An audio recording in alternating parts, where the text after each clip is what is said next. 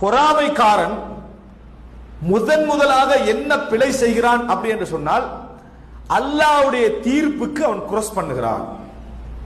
அல்லாஹ்வுடைய தீர்ப்புக்கு அவன் குரோஸ் பண்ணுகிறான், அதை பிழை காண்கிறான், அதை தவறு காண்கிறான், பொருத்தமற்றதாக காண்கிறான். எனவே பொறாமைக்காரனை பொறுத்த வரைக்கும் ஒரு மிகப்பெரிய ஆபத்தில் இதுல தான் இருக்கிறான்.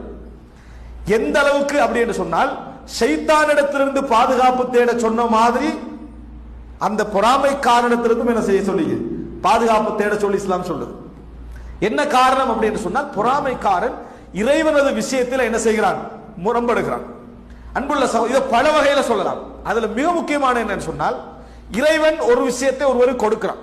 ஒரு அந்தஸ்து, ஒரு அறிவு, ஒரு பதவி, ஒரு தரம், ஒரு பணம், ஒரு வசதி கொடுக்கிறான். இவன் பொறாமைப்படுகிறான், இது எனக்கு கிடைக்கணும், இவனுக்கு கிடைச்சிருக்க கூடாது என்றால் யார் மீது அவன் குறை காண்கிறான்? கொடுத்தவன் மீது என்ன செய்கிறான்? குறை காண்கிறான். எனக்கும் கிடைத்திருக்கலாமே அப்படின்னு நினைக்கல, இவனுக்கு கிடைத்திருக்க கூடாது, எனக்கு கிடைத்திருக்க வேண்டும், இதை எப்படியாவது இல்லாமலாக்க வேண்டும் என்று போராடுகிறான் என்றால் முழுமையாக அவன் கொடுத்தவனுக்கு எதிராக தான் என்ன செய்யறான்?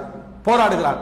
அவனுக்கு கதிரை அது பங்கு, எந்த பங்கை அவனுக்கு எழுதினானோ அவன் மீது அவனுக்கு எதிராகத்தான் என்ன செய்கிறான்? போராடுகிறான். எனவே அல்லாஹ்வின் மீது குறுக்கிடுவதுதான் ஒரு ஹாசித், ஒரு பொறாமைக்காரன்